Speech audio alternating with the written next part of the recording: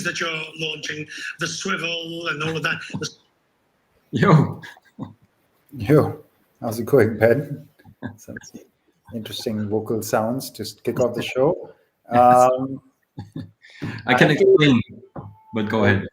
Oh, good. No, first, before you explain anything, I have something important to say, which is Happy Diwali, Benjamin. Happy Diwali! Exactly. There you go. Happy Diwali to anybody else who's watching. If you don't, I'm sure everybody knows what Diwali is. If nothing else, you know that it's a big Indian festival. It's effectively Christmas for Hindus. And it is today. I just had a quick little prayer meeting with my brother in Bangalore before the show. So nice little small Diwali celebration of our own.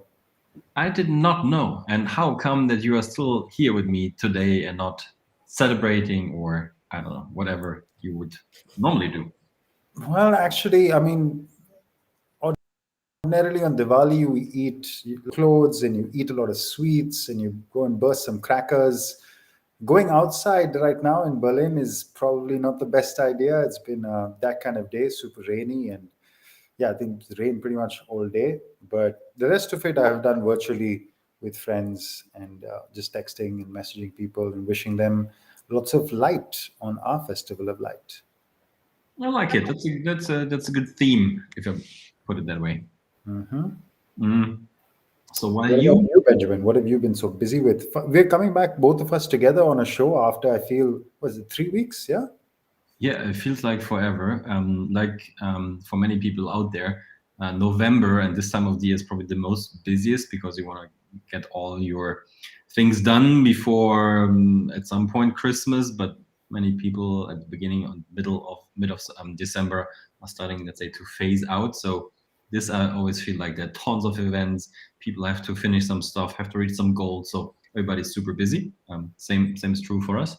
But today was an exception, even though I think I could have used the time for work, but I just came back from a coffee seminar.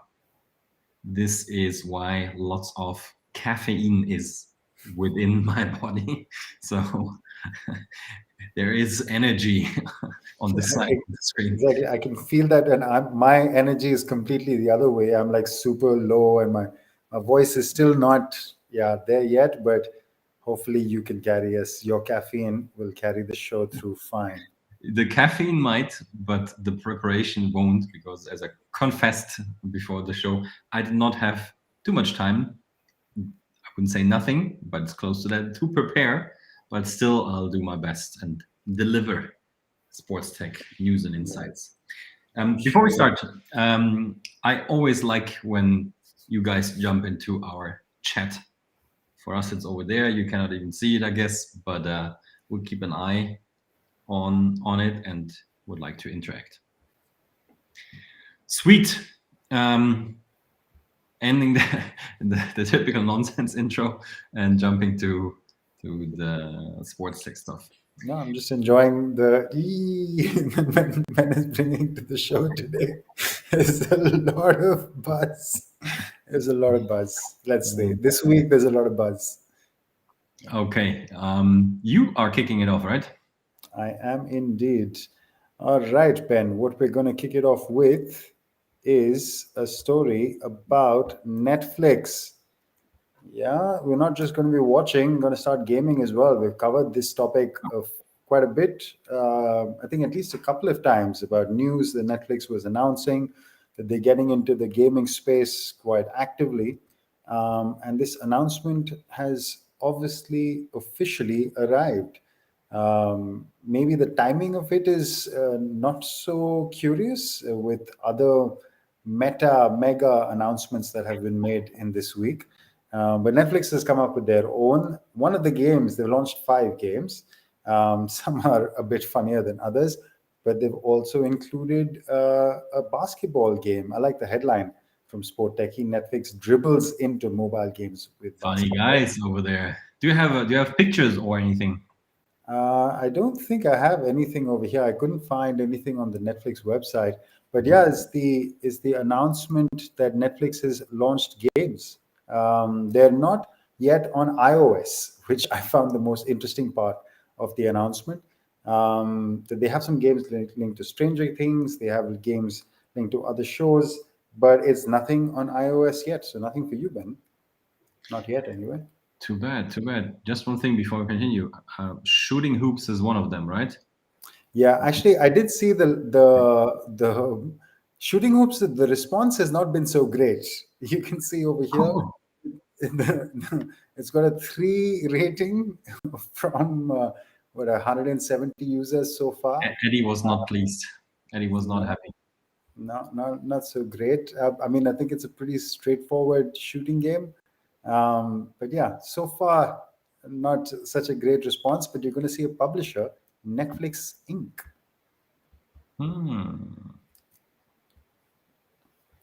So now it's common time, or did you want to? Yeah, I mean, just are you going to be play? I guess you can't play any of these games because they're not on iOS. But would you play a Netflix game about Stranger Things? I mean, Stranger Things makes sense, right? Because it's connected to like one of their most successful series.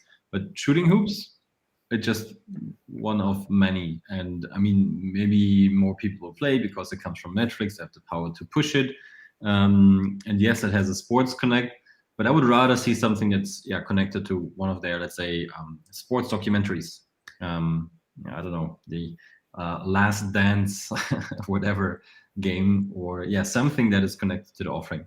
And I mean, do they just go into it because gaming seems to be relevant?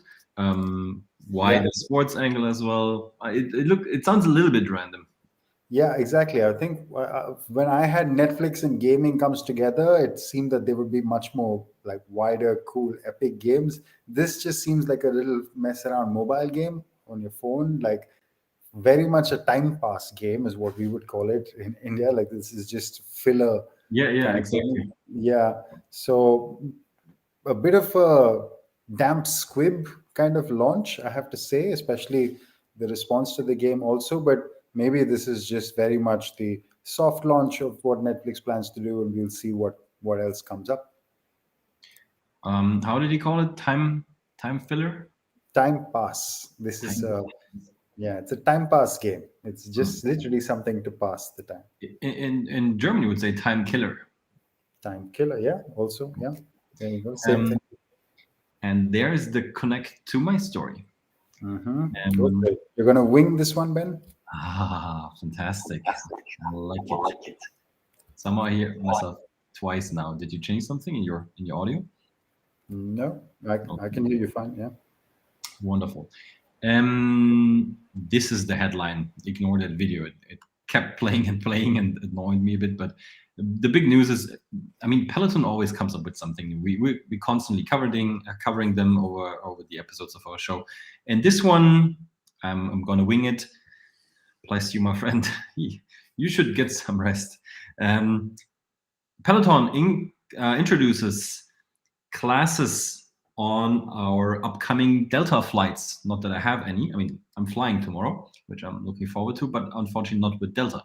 But if you're flying Delta, and this is part of their in-flight entertainment system overhaul, which they didn't do in 2 years, also connected to the pandemic, you will get content from Peloton. To be precise, it is 5 stretching and meditation classes, custom made or produced exclusively for Delta.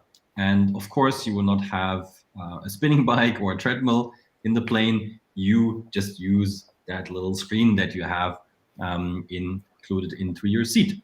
And as you can see here, the classes range from 5 to 20 minutes. And the key is, what are they supposed to do? So of course, you're not supposed to, I don't know, get in an adrenaline rush on the plane and be super energized. No, it's about helping passengers to relax, stretch, or fall asleep.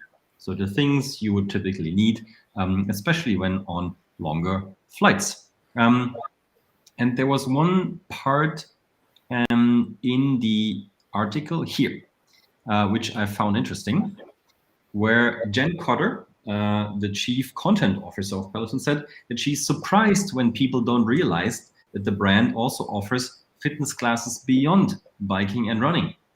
because that's what they're most well known for. But they have other stuff as well, and this I think is a good way for Peloton, to reach a certain audience. And interestingly, their subscribers have actually asked for those kind of classes. So there seems to be a good fit. Nice partnership, increases the brand awareness even more. I guess it comes for free. So I would think it's a really nice win-win partnership. What do you think? Yeah, and as you just said, it's clearly part of Peloton's efforts to make it more widely known that they do these kind of classes. Because the article also goes on to say that it was very clearly Peloton who approached Delta for Yes. this partnership. So it's them saying, trying to find new ways of letting people know that we have classes beyond bike and treadmill, which anybody can do from anywhere, literally in the world. It's part of them. It's clearly it's a marketing campaign. I mean, I have to ask you, most flights, especially long haul flights, come with some sort of meditation. I think I've seen Headspace also in a couple of airlines. Have you ever tried doing any of these stretching exercise things in flight? No, and to be honest, I also wanted to mention this. Part of me says it's hard to imagine. I mean, if you fly economy, which I do 99.99% of the time, I sit literally like this. So if I want to do some stretching, it's like, what am I supposed to do without, I don't know, even bothering my neighbors or anything like this. So meditation, mindfulness, I can see, but any stretching, I mean, yeah, you're very, very limited. But I think if it would be Peloton, I would probably try because I would be curious, just because of the brand. Yeah, I think that's what they're going for. So at least to let people know that, yeah, you can go up and stretch and do all sorts of funny things. Yeah, but then you're not yeah, exactly. Go boom, just whack the guy next to you. But anyway, I mean, as we said, it's clearly just a bit of a marketing thing. How much outreach or how much activity it leads to, probably not too much. But the important message is that, hey, Peloton does a lot more than sell bikes. I think that is clearly what they're going for as the core messaging to deliver in different ways. Works or not, we shall see, but at least it's definitely part of their core branding and messaging that we are not just a bike company. Exactly. Nice. What is next? What's next is that you have to keep an eagle eye on NBA referees, or I should say a hawk eye. That was a bit corny, but I'll live with it. Yeah, so the NBA is actually, or Hawkeye. I love the picture. That's a Hawkeye, my friend. Yeah. Those SportsTech guys, they're getting funnier and funnier. Yeah, not bad, no? In fact, interestingly enough, maybe before we jump into the story, I'm sure you've seen a bit of the rule change that has happened this year about the NBA is being much stricter on contact for in the motion of shooting. And the person who's been busted most is James Harden, who was obviously for all these years incredible at drawing contact. The way how he would hook people's arms in to make it look like the guy was interfering with his shot, which there was like in the flight when you do your Peloton exercise. Yeah, exactly. I think you could probably couple those. But yeah, there's been a lot of James Harden calls which are not going his way. Maybe Hawkeye will help with that as well. But yeah, here's the simple summary is that Hawkeye is going to get into visual tracking of what is happening on court. Remember that NBA already works with Second Spectrum on this, but Hawkeye has a very different agenda, and that is specifically to help referees. Yeah. So what are they going to help referees on? Hawkeye already, of course, is used as part of officiating on quite a few things in or out in tennis, is where they made their name, the goal line, and in the MLB, they've been trialing for this automated strike zones. In basketball, they're going to work in a couple of different areas, if I can find the article. But number one is basically out of bounds. So who was the last touch that the ball, that the ball made contact with before it went out, so that it can give a clear direction of who should hold the ball. The number two was the shot clock. So how many seconds should be on the shot clock exactly, which is something that recalibrates. And oftentimes you find referees discussing it for many seconds. Hopefully this will be reduced. Yeah, out of bounds review. I can play this video, which you can see. Basically, this is a Hawkeye saying that kind of contested movement of who actually the ball went off.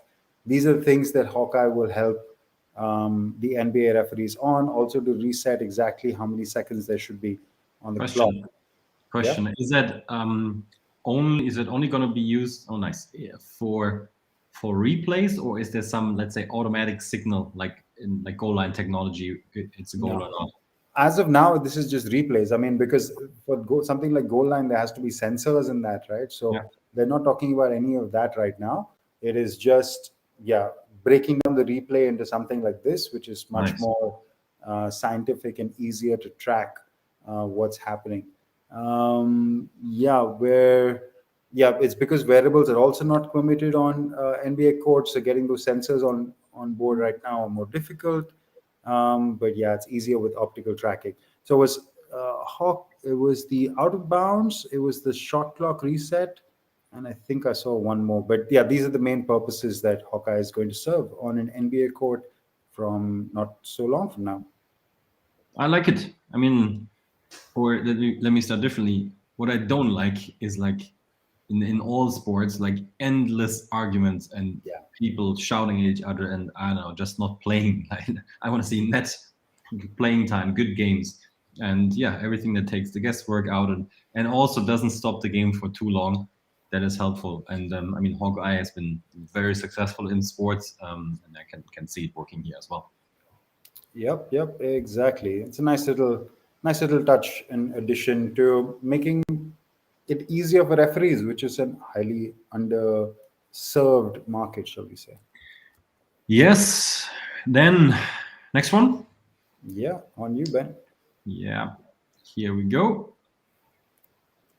I'm already curious on your opinion on this. Let me just walk you through it. There's not too much to say about this. Let me start this way. But as you can see here in the headline, Fanatics, the company who's all over the place this year, and the IOC is building an Olympic e-commerce platform for Paris 24 and beyond.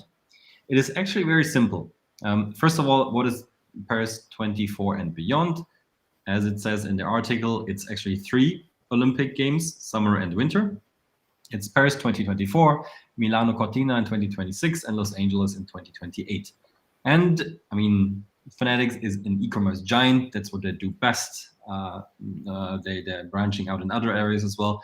But basically, all they're going to do is establish an official Olympic shop and integrate marketplaces for those Olympic Games.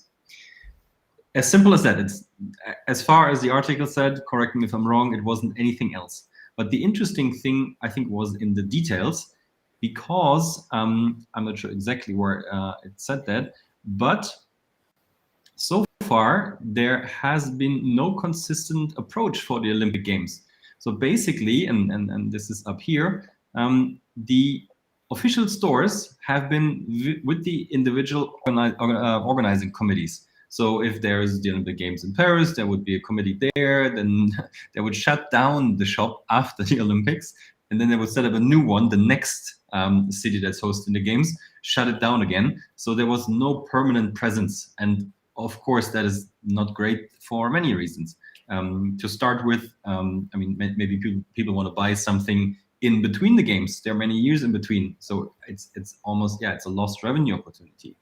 The other one, almost a very obvious one, also a very obvious one in our times, I guess they lose all the data of their customers if they set up different systems. They don't talk to each other. You know, they cannot serve, let's say I'm a customer, they cannot serve me good enough because every time I'm trying to buy something, I'm a new customer for them. All these kind of things. So I think it's a step that was overdue. Fanatics is a great partner, and I'm sure Fanatics will also get lots of data out of it themselves, which they're then going to use in their big ecosystem, which also will have betting and collectibles and whatnot. So great deal for Fanatics, probably. I'm not sure if there were any financial terms disclosed, haven't seen anything. And I guess also for the IOC, because they can just leave it to Fanatics probably. Yeah, as simple as that. What do you think? Yeah, a pretty straightforward story. And actually, as you said, what was so weird about it was that this hasn't been existing already. Yeah. Um, the fact that I mean, it just goes to show how non-modernized the Olympics was and has been for so long, that they didn't even have good centralized merchandise stores where people can buy merch for old Olympics, because I can imagine there would be a lot of interest to buy that kind of merch. But at least Fanatics, a company that we have talked a lot about in the recent past, who've done a lot in the sports tech space for this year in a bunch of different ways outside of e-commerce, which is their main domain, of course. In NFTs and sports betting, we hear a lot about them. And good to see that the Olympics tying up with a company like Fanatics. So yeah, now to have a store, which, as you said, the biggest, most valuable thing is getting data about everybody who's buying. So already I can see that this new form of this more digitalized age of the IOC is yielding a lot of benefits. We saw a lot happening with the virtual Olympics in Tokyo. They had some good initiatives there. They've announced bringing in games, Alibaba esports. partnership. Yeah, a lot of interesting partnerships the IOC has announced, and this is another step in the right direction, I would say, from them. So yeah, long may it continue. Two questions, both more on the nonsense side. The second one more than the first one. First one, I mean, it's about Olympic branded merchandise. Have you ever thought about buying Olympic branded merchandise, or do you know anyone that has Olympic branded merchandise? Because for me, the answer would be no in both cases. And then I was wondering why that is. Actually, no, my answer is yes, because I have a friend where I have a friend and his dad who made it one of their passions to go and attend Olympics every time. I think they had for the last 4 or 5. Wow. So he would, every time he would come back, he would always have like a nice jacket. I mean, also they would go as press, because his dad runs one of the biggest newspapers in India, at least in the south of India. So it was easy for them to get access and stuff. But yeah, he would always have like the Olympic jacket, which it was so cool, because it would always have the 5 rings. It would be the edition of the year and some cool graphics and stuff. So I've seen some of that gear, and it did look cool. It's like a NASA pullover or something. Yeah, I guess. I mean, there is some value to it. I mean, each edition of the Olympics has some special moments. I mean, even for you to say, "Hey, this is this is from Atlanta, this is from Barcelona, this is from Athens," and I mean, you imagine like which are the sporting moments that you remember from those games, whether it's, I don't know, Phelps or MJ or whoever, based on the game. So yeah, I think there is some value. I think the value is, of course, more about the athletes. That's the primary value. But I think the games themselves can, and if they do a good job, which, by the way, the branding and everything of Paris 24, which I've seen, looks nice. I mean, it looks really cool to have to create merchandise with. I think you could have some winners here. Okay, quick second question. If you could choose one sports in which you would go to the Olympics, which one would it be? A sport I would love to watch at the Olympics. No. You being an Me athlete. participating. It's a very hypothetical question, but Yeah. just in case, Yeah. would it be cricket? Would it be something else? No. I don't know. There's a few sports. I mean, track and field has always been the one that I watched the most, but my special affinity is, for some reason, is with curling. It's not Summer Olympics; it's more Winter Olympics. But Are you kidding? Are you seriously answering curling now? curling You're joking with me, is man. the sport, man. It looks so cool. I would Yeah, love. right. It's so Yeah, right. graceful, and you go and drop it like that. Yeah, curling is the one for me. Great. All right. Please move on to the final topic. I'm sure you have an answer. We'll come to that in a bit. But let me get to the top story. Maybe we can have NFT knowledge is my Olympic discipline. is your sport for the Olympics? Sounds good. All right, top story, and there can only be one. Yeah, it was announced officially. The Facebook is here with Meta and their metaverse. After their rebrand, of course, they've quickly followed up with a launch of their platform. And this is the platform, the Facebook Horizon platform, Oculus Horizon. Actually, I'm a bit confused with what to call because, for example, this is still called Facebook Horizon. Yeah, you can see from the tab and how the pages are named, and it says that Facebook. So I don't know where the line is on what is Meta and what is Facebook, but I guess that clarify over time. But yeah, this is the let's say marketplace, the marketplace for everything that Facebook wants to do in the VR, gaming. I think there are three areas that they primarily hit. It's for social VR, it's for VR community, and fitness, which is the other big one that Facebook has been waiting to make an official launch on, but that is their fitness play. We've heard all about Apple and Google and Amazon and all of their fitness plays, but Mark Zuckerberg has been on record saying this a few times that he wants to be the Peloton of VR, where they imagine, and this article actually speaks about it, is that the way Peloton uses the bike as the device which locks a customer into their fitness universe. Zuckerberg imagines the Oculus glasses to be the device that locks you into their VR universe. And once you're in their VR universe, yeah, there's a bunch of stuff that you can try. I mean, there's obviously gaming, there's obviously a lot of fitness stuff, apps, games, experiences, all of that.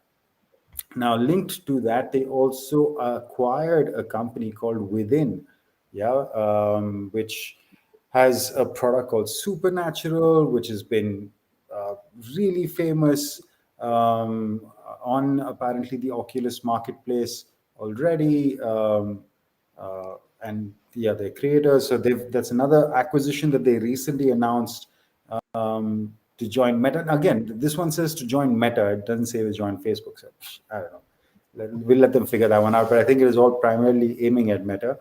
But this is another acquisition that they have made in the space to enrich and, let's say, deepen their service offering on this Horizon platform.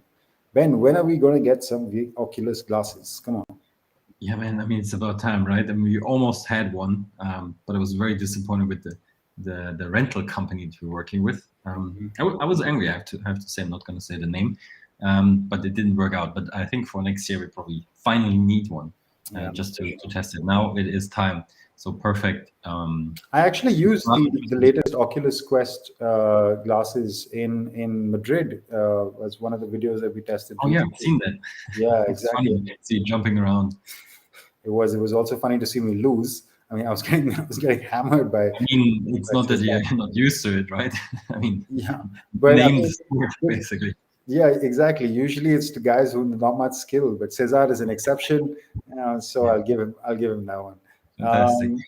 But I had an idea. I mean, I mean, Black Friday is coming soon. It's in the middle of Diwali and Christmas, so we can give each other a present, or maybe one is enough. Yeah, but I mean, just a quick one on this massive shift for a company like Facebook. Massive. Yeah. And also clever, because I mean the ticker symbol is going to change to MVRS, which basically reads metaverse. So why metaverse is, let's say, a neutral term that can be used by all other metaverses. For example, and there are some out there like Decentraland, Sandbox in the making. So there will be a bunch of metaverses. But with that early move, Facebook managed to like put their flag into that wording basically. The other thing is when you watch the video of Zuckerberg introducing this change, he said it's about everything that Facebook has been done for a while now. It's about bringing people together. He repeated that multiple times, bringing people together. That's what Facebook, soon Meta, does. And the fact that they believe that in the not so far future, we as human beings come together not only in the physical life, where Facebook is not too much involved, I would say, but that they believe it's gonna be in those virtual worlds and the metaverse.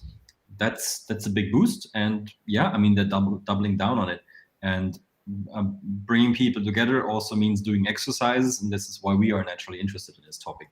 So I'm excited to see where they're gonna take it.